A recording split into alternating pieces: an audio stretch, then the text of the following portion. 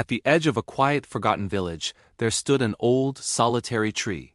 Its branches twisted and curled like gentle arms reaching for the sky, and when the wind sighed through its leaves, it sounded as if the tree itself was whispering secrets to the clouds. No one knew just how old it was, but everyone in the village knew its name, the Whispering Tree. The villagers had a saying: the tree only spoke to those who had lost their hope. Of course, many scoffed at the idea.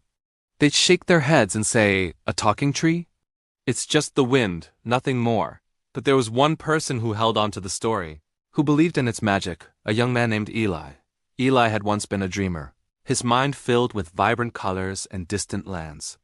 He wanted to be a painter, to travel the world and capture its beauty on canvas. But life, as it often does, had other plans. His father fell gravely ill, and without a second thought, Eli set aside his dreams to care for him. He poured all his energy, all his love, into his father's final years. But when his father eventually passed away, the world Eli knew crumbled. The colors faded, the dreams vanished, and he was left feeling utterly empty, with no reason left to pick up a brush. One moonlit night, with sleep nowhere to be found, Eli found himself walking to the edge of the village, drawn by an unspoken pull. The air was still, the world bathed in a soft silver glow. He stopped before the ancient tree, its silhouette dark against the starry sky. In a voice barely louder than the silence around him, he whispered, "I don't know what I'm doing anymore. I feel so lost, so invisible." Just then, a soft breeze stirred and the leaves trembled. For a fleeting moment, it almost sounded like a voice, quiet, gentle, and ancient. Eli froze, his breath caught in his throat. He could have sworn he heard words carried on the wind. "You are still growing, even if you can't see it." His heart pounded against his ribs as he stepped closer, searching the shadows. But there was no one there. Only the pale moonlight filtering through the branches and the quiet rustle of leaves. It had to be his imagination, a trick of his weary mind. The next day, the memory of that voice lingered like a half-remembered dream. He tried to dismiss it, to rationalize it away, but the thought persisted, so that night, he returned.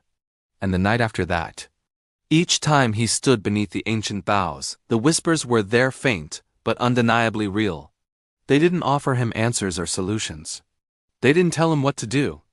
Instead, they gave him something far more precious: strength. They reminded him that he was not alone in his quiet sorrow. Slowly, almost tentatively, Eli began to paint again. At first, his creations were small, simple sketches: the gnarled branches of the tree, the dance of the wind, the distant shimmer of the stars. But as the days turned into weeks, his art began to flourish.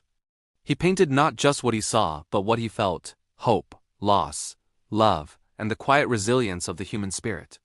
The people in the village started to notice. They would gather around his work, their faces full of wonder. "Your paintings," they'd say, "they feel alive, as if they carry the whispers of something unseen." One evening, as Eli was putting the finishing touches on a new piece, an old woman from the village came to see his paintings. She studied them for a long time, a soft, knowing smile on her face. "The Whispering Tree spoke to me too," she said, her voice gentle. "Years ago, when I lost my husband." "It doesn't talk with words, Eli, it talks with your heart." And in that moment, everything clicked into place. Eli finally understood. The whispers weren't coming from the tree, but from within himself, a voice of hope that the tree had simply helped him hear again. The years passed like seasons, and Eli grew older, his hair turning the color of silver frost. He became known far and wide as the painter of whispers. Whenever someone in the village or from lands beyond felt lost or broken, they would find their way to his small, humble studio. He wouldn't offer them advice or platitudes. He would simply paint for them. And each painting, infused with his own journey, carried a touch of peace, a glimmer of light, as if the wise old tree still spoke through his hands. When Eli finally passed away, his life a masterpiece of its own, the villagers did something beautiful. They gathered saplings and planted them in a circle all around the old whispering tree. In time, they grew into a magnificent grove. And now, when the wind passes through them, the entire forest seems to whisper together, not with a voice of sadness, but with a symphony of comfort and enduring hope. No one ever truly proved if the tree really spoke. But to this day, those who stand beneath its branches on a quiet, moonlit night swear they can still hear a soft voice carried on the breeze. A timeless reminder saying, You are still growing, even if you can't see it. Thank you so much for joining me for this story. If it resonated with you, please consider liking this video and subscribing for more tales of hope and wonder. Until next time, take care. Thank you for joining me for this story. If it touched your heart, please consider liking this video and subscribing for more content that inspires. We'll